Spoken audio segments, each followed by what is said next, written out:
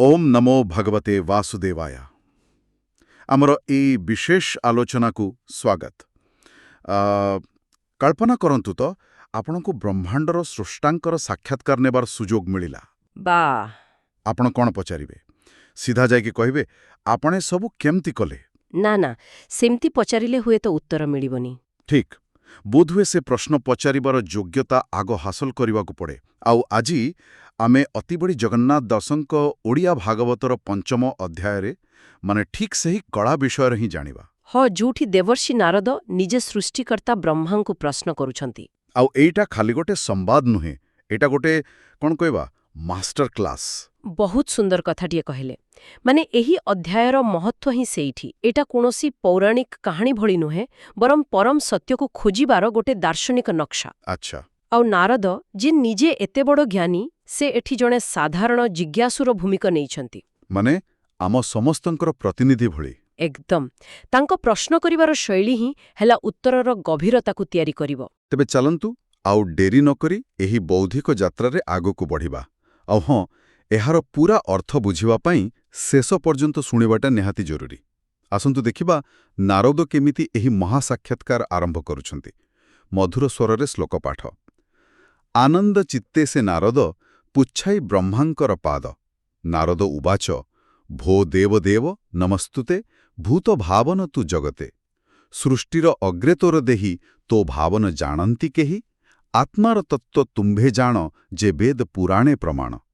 तेबे देखंतु नारद आरंभ करुछंती अत्यंत विनम्र भावरे।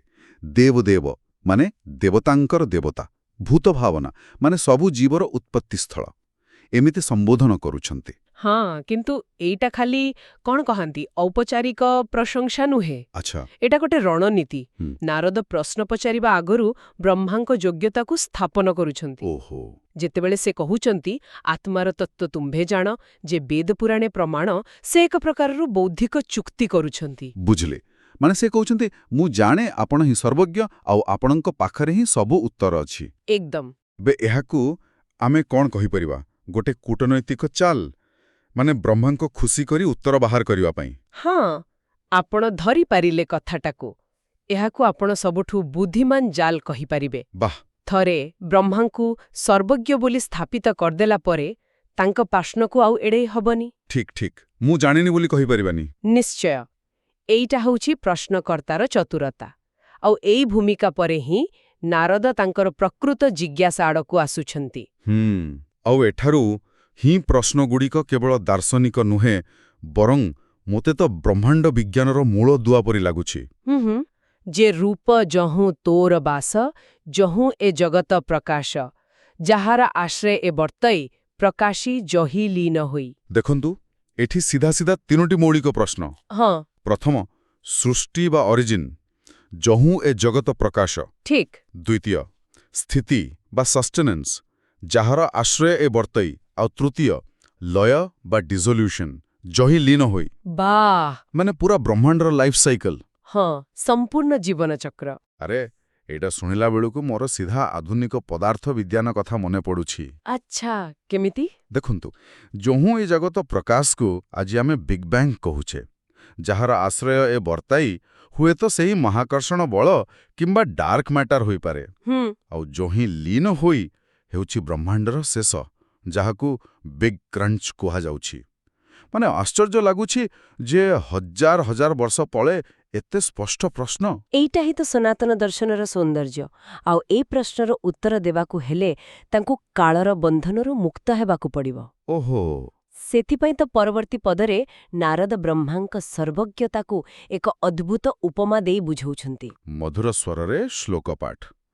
भूत भविष्य वर्तमान तुम्ब गोचरे दिव्य ज्ञान, हस्ते अयला फल प्राये तुम्ब गोचरे ज्ञान रहे। हस्ते अयला फल प्राय, एई उपमाटा बहुत गभीर। हाँ, बहुत शक्तिशाली लागुछि। एहार अर्थ खाली एया नुहे जे ब्रह्मा सबु जानिछंती।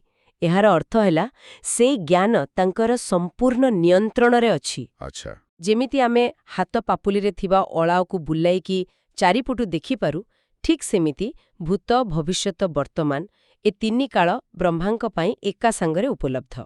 ମାନେ ତାଙ୍କ ପାଇଁ ଅତୀତ ବା ଭବିଷ୍ୟତ ବୋଲି କିଛି ନାହିଁ, ସବୁକିଛି ବର୍ତ୍ତମାନ। ଏକଦମ। କିନ୍ତୁ ଏଇଠି ଗୋଟେ ପ୍ରଶ୍ନ ଆସୁଛି, ଯଦି ବ୍ରହ୍ମାଙ୍କ ପାଇଁ ସବୁକିଛି ଏଇଠି ସ୍ପଷ୍ଟ, ତେବେ ଆମ ମଣିଷର ସ୍ୱାଧୀନ ଇଚ୍ଛା ବା ଫ୍ରି ୱିଲ୍ର କ'ଣ ଅର୍ଥ ରହିଲା? ବହୁତ ଜଟିଳ ପ୍ରଶ୍ନ। ଯଦି ଆମର ଭବିଷ୍ୟତ ତାଙ୍କୁ ଜଣା, ତେବେ ଆମେ କ'ଣ ଖାଲି କଣ୍ଢେଇ? ଆଉ ବୋଧହୁଏ ନାରଦ ମଧ୍ୟ ସେହି ଦିଗକୁ ଇଙ୍ଗିତ କରୁଛନ୍ତି। ସେ ବ୍ରହ୍ମାଙ୍କ ଅସୀମ ଶକ୍ତିକୁ ସ୍ୱୀକାର କରିସାରିଲା ପରେ ଏବେ ସେହି ଶକ୍ତିର ଉତ୍ସ ବିଷୟରେ ପଚାରିବାକୁ ଯାଉଛନ୍ତି। ଓହୋ, ଏଇଠି ଆସୁଛି ପ୍ରକୃତ ମୋଡ଼। ହଁ, ସେ ପଚାରିବାକୁ ଯାଉଛନ୍ତି, ଆପଣଙ୍କର ଏହି ଅସୀମ ଜ୍ଞାନ ଆସିଲା କେଉଁଠୁ? ଯେଣୁ ତୁମ୍ବର ଜ୍ଞାନ ସ୍ଫୁରେ, ଯେବା ତୁମ୍ଭଙ୍କୁ ହୃଦୟ ଧରେ, ଯାହାରା ବସ ତୁ ବୋଲାଇ, ବର୍ତ୍ତୁତୁ ଯାର ଆତ୍ମା ବହି, ଭୂତେ ସଞ୍ଚରି ଭୂତ କରୁ, ଯାହାର ମାୟାରେ ବିହରୁ। ଏଥର ତ ନାରଦ ସିଧାସଳଖ ପଚାରିଦେଲେ। ଏହାକୁ ପ୍ରଶଂସା କୁହାଯାଇ ପାରିବନି। ନା, ଆଦୌ ନୁହେଁ। ଆପଣଙ୍କ ଜ୍ଞାନର ଉତ୍ସ କିଏ? ଆପଣ କାହାକୁ ଧ୍ୟାନ କରନ୍ତି? ଆଉ ସବୁଠୁ ବଡ଼ କଥା, ଯାହାର ମାୟାରେ ବିହରୁ, ଆପଣ କାହାର ମାୟା ଶକ୍ତି ଦ୍ୱାରା ଏ ସୃଷ୍ଟି କରୁଛନ୍ତି? ଏ ପ୍ରଶ୍ନଗୁଡ଼ିକର ଗଭୀରତା ଦେଖନ୍ତୁ। ସେ ବ୍ରହ୍ମାଙ୍କୁ ତାଙ୍କ ନିଜର ଉତ୍ସ ବିଷୟରେ ପଚାରୁଛନ୍ତି। ହଁ, ଯେମିତି କୌଣସି କମ୍ପାନୀର ସିଇଓଙ୍କୁ ପଚରାଯିବ। ଠିକ୍, ଆପଣ ତ କମ୍ପାନୀ ଚଳାଉଛନ୍ତି, କିନ୍ତୁ ଆପଣଙ୍କୁ ନିଯୁକ୍ତି କିଏ ଦେଇଛି? ବା, ଆଉ ଏଇ କଥାକୁ ଆହୁରି ସ୍ପଷ୍ଟ କରିବା ପାଇଁ ପରବର୍ତ୍ତୀ ପଦରେ ସେଇ ବୁଢ଼ିଆଣୀର ଉପମା ଆସୁଛି, ଯାହା ଅତ୍ୟନ୍ତ ଚମତ୍କାର। ମଧୁର ସ୍ୱରରେ ଶ୍ଲୋକ ପାଠ। ଏ ଭୂତଗଣଙ୍କୁ ଯେ ପାଳେ, ଅପରାଭବି ଆତ୍ମା ତୁଲେ, ଆତ୍ମାର ଶକ୍ତି ବଳେ ଭାବି, ଅକ୍ଲେଶେ ଯଥା ଉର୍ଣ୍ଣ ନାଭି। ଏଠି ଉର୍ଣ୍ଣ ନାଭି ବା ବୁଢ଼ିଆଣୀର ଉପମା ମାନେ ସ୍ରଷ୍ଟାର ସଂଜ୍ଞାକୁ ହିଁ ଆହ୍ୱାନ କରୁଛି। ଠିକ୍। ପ୍ରଶ୍ନଟା ହେଲା, ସ୍ରଷ୍ଟା କ'ଣ ନିଜେ ହିଁ ଶକ୍ତିର ଉତ୍ସ, ଯେମିତି ବୁଢ଼ିଆଣୀ ନିଜ ଭିତରୁ ଜାଲ ତିଆରି କରେ? ମାନେ ଆପଣ ହିଁ ଉତ୍ସ ଆଉ ଆପଣ ହିଁ ସୃଷ୍ଟି? ହଁ, ନା ଆପଣ ବି ଆଉ କାହାର ମାଧ୍ୟମ ମାତ୍ର। ଏଇ ଗୋଟିଏ ଉପମା ବ୍ରହ୍ମାଙ୍କୁ ପରମସତ୍ତା ସ୍ଥାନରୁ ଓହ୍ଲାଇ ଆଣୁଛି। ବା, ମାନେ ନାରଦ ସିଧା ପଚାରୁଛନ୍ତି, ଆପଣ କ'ଣ ନିଜେ ହିଁ ମାଲିକ, ନା ଆପଣ ବି କେବଳ ଜଣେ ମ୍ୟାନେଜର? ଏଇଟା ତ ସାଧାରଣ ସାହସର କଥା ନୁହେଁ। ଆଦୌ ନୁହେଁ। ଆଉ ଏତେ ବଡ଼ ପ୍ରଶ୍ନ ପରେ ସେ ନିଜ ଦ୍ୱନ୍ଦ୍ୱକୁ ଆହୁରି ସ୍ପଷ୍ଟ ଭାବେ ସାମ୍ନାକୁ ଆଣୁଛନ୍ତି। ମଧୁର ସ୍ୱରରେ ଶ୍ଲୋକ ପାଠ। ଏ ସୃଷ୍ଟିକର୍ମ ଅଗୋଚର, କି ନାମ ଗୁଣରୂପ ଆର, ପର ଅପର ଯେ ମଧ୍ୟମ, ଯେ ଅବା ଅଛି ସ୍ଥୂଳ ସୂକ୍ଷ୍ମ, ଜାଣେ ମୁଁ ନାହିଁ ତ ବାହାରେ, ଅନ୍ୟ ବା କେ ଅଛି ସଂସାରେ, ତୁମ୍ଭେ ଯେ ଘୋର ତପ କର, ଆତ୍ମସମାଧି ବଳେ ଧର, ତେଣୁ ମୋହିତ ମୋର ମନ, ତୁମ୍ଭ ଗୁପରେ କେବା ଅନ୍ୟ। ଏଇଟା ମାନେ ଏଇ ସମ୍ପୂର୍ଣ୍ଣ ଆଲୋଚନାର ଶିଖର। ହଁ, ନାରଦ ପ୍ରଥମେ ନିଜ ବିଶ୍ୱାସ ଦୋହରାଉଛନ୍ତି, ଜାଣେ ମୁଁ ନାହିଁ ତ ବାହାରେ। ସେ କହୁଛନ୍ତି, ମୋ ଜ୍ଞାନ ଅନୁସାରେ ଆପଣଙ୍କଠାରୁ ବଡ଼ କେହି ନାହାନ୍ତି। କିନ୍ତୁ ତାପରେ ସେ ସେଇ ପ୍ରମାଣ ଦଉଛନ୍ତି ଯାହା ତାଙ୍କ ବିଶ୍ୱାସକୁ ଦୋହଲାଇ ଦଉଛି, ତୁମ୍ଭେ ଯେ ଘୋର ତପ କର। ଠିକ୍, ଏଇଟା ହିଁ ସେ ବିରୋଧାଭାସ। ହଁ, ଯଦି ଆପଣ ହିଁ ସବୁଠୁ ବଡ଼, ତେବେ ତପସ୍ୟା କାହା ପାଇଁ କରୁଛନ୍ତି? ଏକଦମ। ଏଇଟା ତ ସେମିତି କଥା ଯେମିତି ଦୁନିଆର ସବୁଠୁ ଧନୀ ଲୋକ ଯାଇ କାହା ପାଖରେ ଭିକ ମାଗୁଛି। ଦେଖିଲେ ସନ୍ଦେହ ଆସିବା ସ୍ୱାଭାବିକ। ବହୁତ ବଢ଼ିଆ ଉଦାହରଣ। ନାରଦ ସୃଷ୍ଟାଙ୍କୁ ନିଜେ ଜଣେ ଉପାସକ ଭାବରେ ଦେଖୁଛନ୍ତି। ଆଉ ସେଇ ଦ୍ୱନ୍ଦ୍ୱର ଜନ୍ମ ନେଉଛି ସବୁଠୁ ଶକ୍ତିଶାଳୀ ପ୍ରଶ୍ନ, ତୁମ୍ଭ ଉପରେ କେବା ଅନ୍ୟ? ହଁ, ଆପଣଙ୍କ ଉପରେ ଆଉ କିଏ ଅଛି? ଏଇ ଗୋଟିଏ ବାକ୍ୟରେ ସବୁକିଛି ଅଛି। ଆଉ ଦେଖନ୍ତୁ, ଏ ପ୍ରଶ୍ନ ତାଙ୍କ ଅହଙ୍କାରରୁ ଆସୁନି। ନା, ଜିଜ୍ଞାସାରୁ ଆସୁଛି। ହଁ, ସେଥିପାଇଁ ସେ ନିଜକୁ କେମିତି ଉପସ୍ଥାପନ କରୁଛନ୍ତି ତା ବି ଦେଖିବା କଥା। ମଧୁର ସ୍ୱରରେ ଶ୍ଲୋକ ପାଠ। ଏ ମାୟା ସୃଜିଲା କେମନ୍ତେ, ଏଣୁ ସଂଶୟ ମୋର ଚିତ୍ତେ, ତୁମ୍ଭେ ସର୍ବଜ୍ଞ ସର୍ବେଶ୍ୱର, ମୋର ସଂଶୟ କର ଦୂର, ଭକ୍ତ ଭାବେ ପଚାରେଇ, ସ୍ୱଭାବେ ପୁତ୍ର ମୁଁ ଅଟଇ, ଯେମନ୍ତେ ମୋର ଚିତ୍ତେ ସ୍ଫୁରେ, ଏ ବିଶ୍ୱ ସମାଧି ଗୋଚରେ, ଏଣୁ ନାରଦ ବାକ୍ୟ ଶୁଣି, ହରଷେ କହେ ପଦ୍ମଜ୍ୟୋନି। ଦେଖିଲେ, ସେ ନିଜକୁ ଜଣେ ଭକ୍ତ ଏବଂ ପୁତ୍ର କହୁଛନ୍ତି। ଏଇଟା ତାଙ୍କର ବିନମ୍ରତା। ଆଉ ସେ ଖାଲି ତଥ୍ୟ ଚାହୁଁନାହାନ୍ତି, ସେ କହୁଛନ୍ତି, ଯେମନ୍ତେ ମୋର ଚିତ୍ତେ ସ୍ଫୁରେ। ଆଚ୍ଛା, ମାନେ ମୋତେ ଏମିତି ବୁଝାନ୍ତୁ ଯେମିତି ଏ ଜ୍ଞାନ ମୋର ନିଜ ଅନୁଭୂତି ହୋଇଯିବ। ଏକଦମ। ମୁଁ ନିଜ ସମାଧିରେ ସେ ସତ୍ୟକୁ ଦେଖିପାରିବି। ସେ ଜାଣିବାକୁ ଚାହୁଁନାହାନ୍ତି, ସେ ଅନୁଭବ କରିବାକୁ ଚାହୁଁଛନ୍ତି। ଆଉ ସବୁଠୁ ବଡ଼ କଥା, ବ୍ରହ୍ମା ଏସବୁ କଠିନ ପ୍ରଶ୍ନ ଶୁଣି ରାଗୁନାହାନ୍ତି, ଉଲ୍ଟା ଆନନ୍ଦିତ ହେଉଛନ୍ତି। ଏଣୁ ନାରଦ ବାକ୍ୟ ଶୁଣି ହର୍ଷେ କହେ ପଦ୍ମଜୋନି।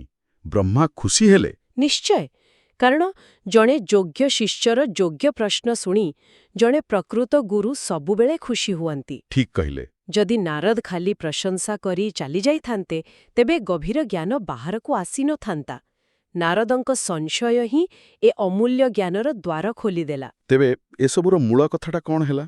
ଆଜିର ଆଲୋଚନାରୁ ଆମେ ଦେଖିଲେ ଯେ ଦେବର୍ଷି ନାରଦ କେବଳ ଭକ୍ତ ନୁହନ୍ତି, ସେ ଜଣେ ପ୍ରକୃତ ଜିଜ୍ଞାସୁ। ହଁ, ଜଣେ ବୈଜ୍ଞାନିକ ପରି। ଠିକ୍, ସେ ଶୁଣା କଥାରେ ବିଶ୍ୱାସ କରୁନାହାନ୍ତି। ସେ ନିଜର ପର୍ଯ୍ୟବେକ୍ଷଣ ଆଉ ତର୍କ ବ୍ୟବହାର କରୁଛନ୍ତି। ଆଉ ଯେତେବେଳେ ସେ ଦେଖୁଛନ୍ତି ସ୍ରଷ୍ଟା ନିଜେ ତପସ୍ୟା କରୁଛନ୍ତି, ସେତେବେଳେ ସେ ମୂଳ ପ୍ରଶ୍ନ ପଚାରିବାକୁ ଭୟ କରୁନାହାନ୍ତି, ଆପଣଙ୍କ ଉପରେ କି ଅଛି? ଆଉ ଏଇଟା ଆମ ସମସ୍ତଙ୍କ ପାଇଁ ବହୁତ ବଡ଼ ଶିକ୍ଷା।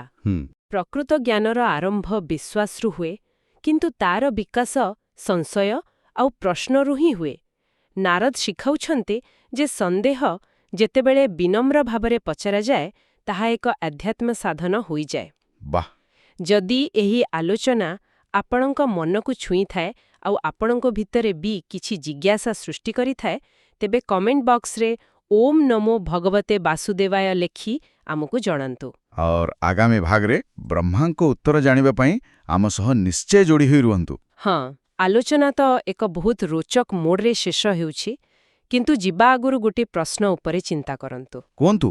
ଯଦି ପରମ ସତ୍ୟ ବାସ୍ତବରେ ଶବ୍ଦ, ରୂପ ଆଉ ଗୁଣର ବାହାରେ, ତେବେ ସ୍ୱୟଂ ସୃଷ୍ଟିକର୍ତ୍ତା ବ୍ରହ୍ମା ମଧ୍ୟ ତାକୁ ଶବ୍ଦରେ ବର୍ଣ୍ଣନା କରିବେ କେମିତି? ଓହୋ। ଅସୀମକୁ ବ୍ୟାଖ୍ୟା କରିବାରେ ଭାଷାର ସୀମା କେତେ, ଏହା ଉପରେ ଟିକେ ବିଚାର କରନ୍ତୁ। ଆପଣ ଶୁଣୁଛନ୍ତି ରେଡିଓ ତୋଷାଳୀ, ଆମ ମାଟିର ସ୍ୱର।